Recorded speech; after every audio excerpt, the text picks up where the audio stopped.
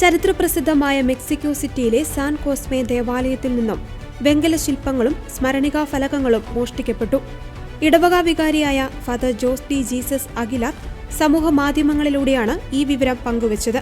പള്ളിയുടെ മുൻവശത്തെ ഗേറ്റിന്റെ പൂട്ട് തകർത്ത് അകത്ത് കയറിയ മോഷ്ടാക്കൾ ഏകദേശം 8 ലക്ഷം രൂപ വില വരുന്ന 3 വലിയ വെങ്കല ശില്പങ്ങളും നിരവധി മെറ്റൽ പ്ലേറ്റുകളുമാണ് കവർന്നത്. ക്യാൻസർ ബാധിച്ചു മരിച്ച കുട്ടികളുടെ ഓർമ്മയ്ക്കായി സമർപ്പിച്ചിരുന്ന 2 വലിയ മാലാഖമാരുടെ ശില്പങ്ങളും പ്രശസ്ത സറിയലിസ്റ്റ് കലാകാരികളായ ലിയോനോറ കാരിങ്ടൺ, റെമഡിയോസ് വാരോ എന്നിവരുടെ കലാസൃഷ്ടികളിൽ നിന്ന് പ്രചോദനം ഉൾക്കൊണ്ട് നിർമ്മിച്ച ഒരു ശില്പവുമാണ് മോഷ്ടിക്കപ്പെട്ടവയിൽ പ്രധാനപ്പെട്ടവ. ഇവ കൂടാതെ കാണാതായ ആളുകളുടെ കുടുംബാംഗങ്ങൾക്കും മൃഗസംരക്ഷണത്തിനു വേണ്ടിയുള്ള പ്രത്യേക സന്ദേശങ്ങൾ കൊത്തിവെച്ച വെങ്കല ഫലകങ്ങളും മോഷ്ടാക്കൾ കൊണ്ടുപോയി.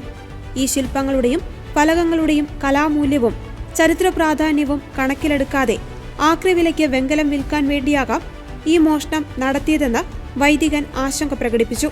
ഇവയാരും വിലയ്ക്ക് വാങ്ങരുതെന്നും ജനങ്ങൾ ജാഗ്രത പാലിക്കണമെന്നും അദ്ദേഹം അഭ്യർത്ഥിച്ചു. പള്ളിയിലെ CCTV ദൃശ്യങ്ങൾ പരിശോധിച്ച ശേഷം പോലീസ് അന്വേഷണം ഊർജിതമാക്കുകയും സംഭവവുമായി ബന്ധപ്പെട്ട് 26 വയസ്സുകാരനായ ഒരു പ്രതിയെ അറസ്റ്റ് ചെയ്യുകയും ചെയ്തിട്ടുണ്ട്. കൂട്ടുപ്രതികൾക്കായി തിരച്ചിൽ തുടരുകയാണ്.